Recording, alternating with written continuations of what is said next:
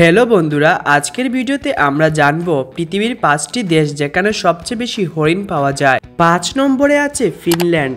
ফিনল্যান্ডে হরিণের সংখ্যা প্রায় 1.1 লক্ষ, তবে এটি অন্যান্য দেশের তুলনায় কম হলেও দেশের আয়তনের তুলনায় হরিণের ঘনত্ব বেশি। 4 নম্বরে আছে জাপান। জাপানে শিকা হরিণের সংখ্যা উল্লেখযোগ্য, বিশেষ করে নারা পার্কে প্রায় 1200 শিকা হরিণ রয়েছে।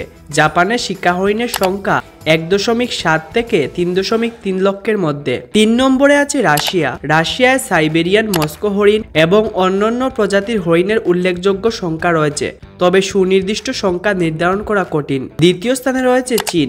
চীনে বিভিন্ন প্রজাতির হরিণ পাওয়া যায়, বিশেষ করে মস্কো হরিণ।